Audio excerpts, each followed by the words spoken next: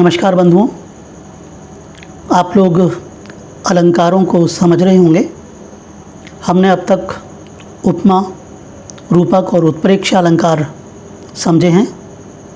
आज हम अन्योक्ति अलंकार के बारे में जानकारी प्राप्त करेंगे। सबसे पहले परिभाषा आप देख रहे होंगे। बहुत सरल शब्दावली में चेष्टा की है परिभाषा को समझाने की। आप देखें कि जहाँ प्रस्तुत अर्थ को अप्रस्तुत अर्थ के द्वारा सूचित किया जाए वहाँ अन्योक्ति अलंकार होता है। जिसे कुछ कहना हो उसे स्पष्ट शब्दों में न कहकर अन्य को संबोधित कर ऐसे तरीके से कहा जाए कि उससे वास्तविक बात समझ में आ जाए। इसका मतलब ये है, अर्थात कई आचार्यों ने इसे अप्रस्तुत प्रशंसा अलंकार माना है।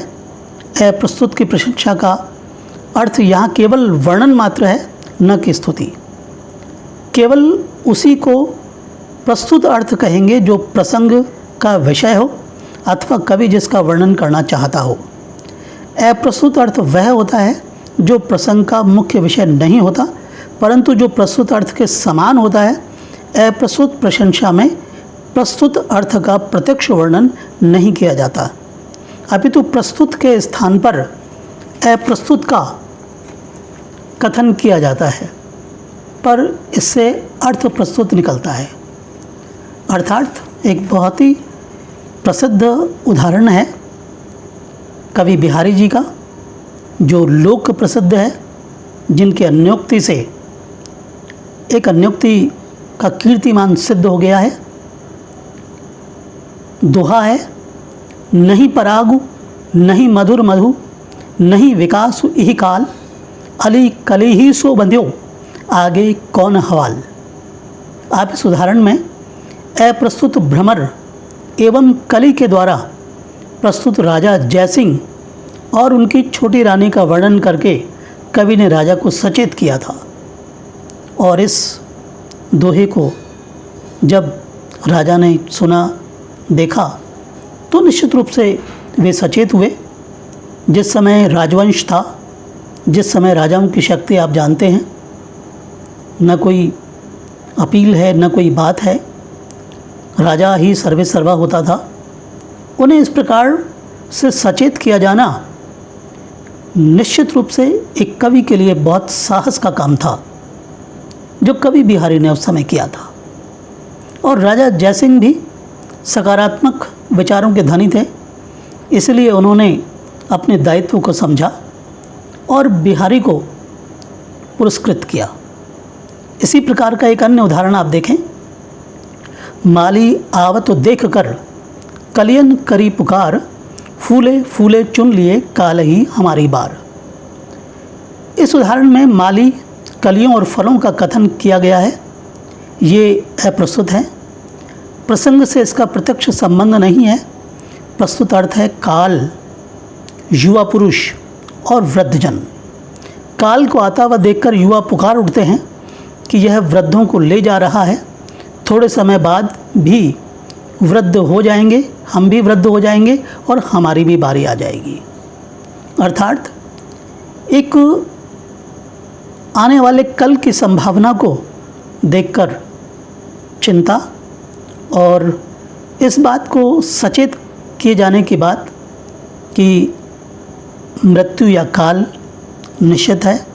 इसलिए जब तक जीवन में रहना है, हम सोच विचार कर रहें, जीवन के दायित्वों का निर्वाह करें।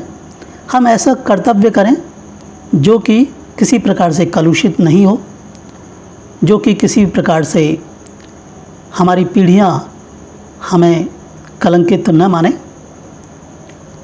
तो इस प्रकार आपने ये देखा कि माली आवत देख कर कलियन करी पुकार, फूले फूले चुन लिए काल ही हमारी बार। तो इसमें काल को देखकर युवा जो पुरुष है, कलियन यहाँ युवा पुरुष है, और फूले फूले जो हैं वे वृद्ध पुरुष हैं। और काल ही हमारी बार यानी काल को आता हुआ देखकर युवाओं का चिंतित होना है और सचेत होना है कि इस समय रहते हुए हमें सचेत होकर अपने दायित्वों का निर्वाह करना चाहिए। तो इस प्रकार इन दो सरल उदाहरणों के माध्यम से आपने अन्योक्ति अलंकार समझा, जो कि बहुत ही सरल और बहुत ही प्रसिद्ध अलंकार है। आइए हम एक और अलंकार जिसके बारे में हम बात करें वो है अनन्वय। जहाँ उपमेय का उपमान न मिल सकने के कारण उपमेय को ही उपमान बना दिया जाए, अर्थात तो जहाँ उपमेय की उपमा उपमेय से दी जाए वहाँ अनन्वय अलंकार होता है। बहुत सरल, यानी कि आप ये देखें कि जब उपमेय के समान जब उपमा न मिले, यानी उपमेय इतना श्रेष्ठ हो कि उसके समकक्ष उपमान हो ही नहीं, तो इस संदर्भ में ये अनन्वय अलंकार माना जाता है। उदाहरण आप देखें, राम से राम, सिया से सिया। इस उदाहरण में राम को राम के समान और सीता को सीता के समान ही कहा गया है, क्योंकि राम से बढ़कर कोई नहीं है, सीता से बढ़कर कोई नहीं है, इसलिए अनन्वय राम से राम है और सिया से सिया है। इसी प्रकार एक और सरल उदाहरण देखिए, सुंदर नंद किशोर से सुंदर नंद किशोर। सुंदर नंद किशोर के समान सुंदर नंद किशोर ही हैं। इसका दूसरा उपमान न होने के कारण यहाँ उपमेय को ही उपमान बना दिया गया।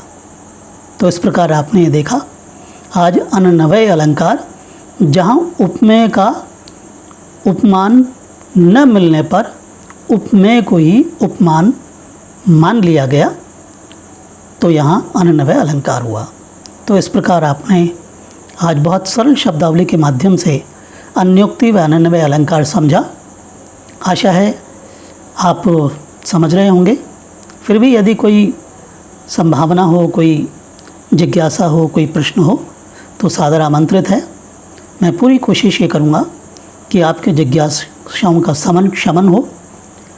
मेरा प्रयास ये है कि आपके माध्यम से मैं साहित्य की अलंकारों की बात करूं और उनका सरल माध्यम से विद्यार्थियों को समझाने की चेष्टा करूं।